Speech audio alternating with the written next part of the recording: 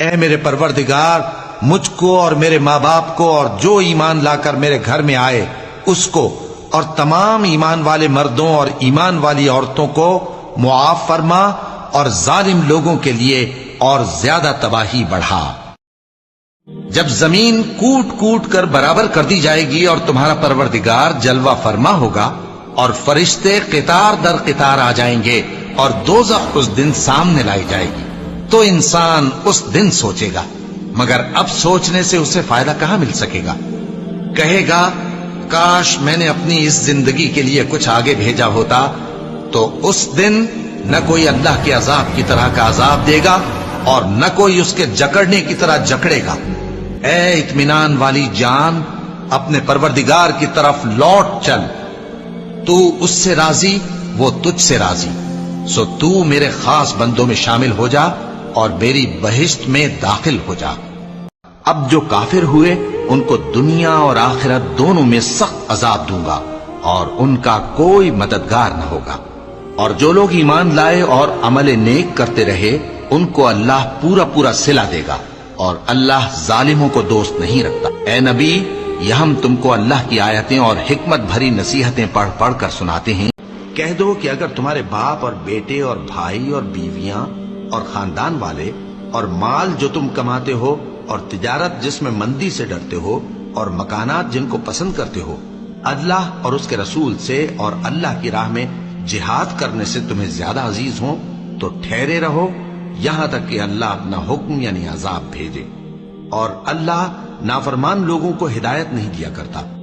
اب کیا جو لوگ بری بری چالیں چلتے ہیں اس بات سے بے خوف ہیں کہ اللہ ان کو زمین میں دھسا دے یا ایسی طرف سے ان پر عذاب آ جائے جہاں سے ان کو خبر ہی نہ ہو،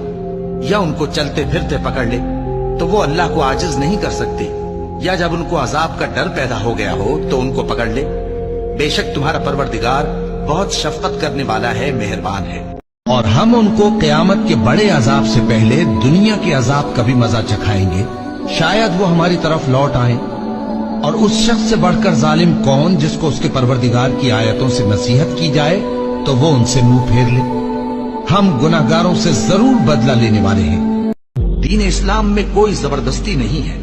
ہدایت صاف طور پر ظاہر اور گمراہی سے الگ ہو چکی ہے۔ تو جو شخص بتوں سے اعتقاد نہ رکھے اور اللہ پر ایمان لائے، اس نے ایسی مضبوط رسی ہاتھ میں پکڑ لی ہے جو کبھی ٹوٹنے والی نہیں، اور اللہ سب کچھ سنتا ہے، سب کچھ جانتا ہے۔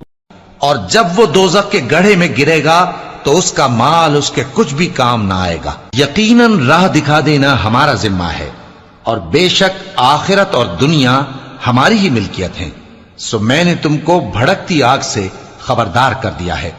اس میں وہی داخل ہوگا جو بڑا بدبخت ہے، جس نے جھٹلایا اور منہ پھیرا، اور جو بڑا پرہیزگار ہے وہ اس سے بچا لیا جائے گا۔ وہ جو اپنا مال دیتا ہے تاکہ پاک ہو، اور اس لیے نہیں دیتا کہ اس پر کسی کا احسان ہے جس کا بدلہ اتارا جائے، بلکہ اپنے رب اعلیٰ کی رضامندی حاصل کرنے کے لیے دیتا ہے، اور وہ عنقریب خوش ہو جائے گا۔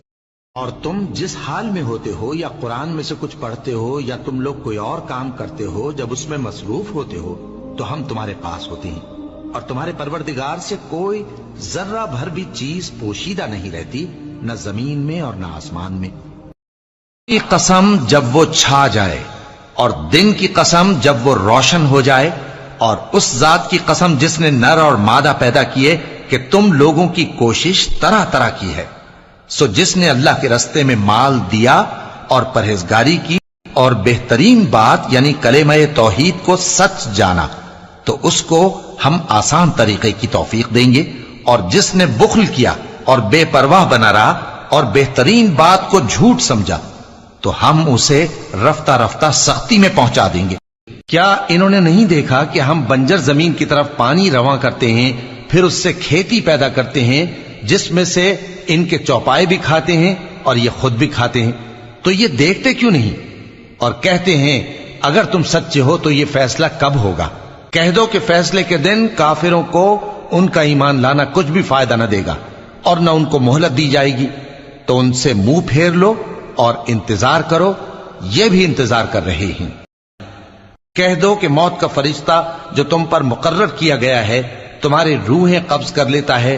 پھر تم اپنے پروردگار کی طرف لوٹائے جاؤ گے، اور تم تعجب کرو جب دیکھو کہ گناہگار اپنے پروردگار کے سامنے سر جھکائے ہوں گے اور کہیں گے کہ اے ہمارے پروردگار،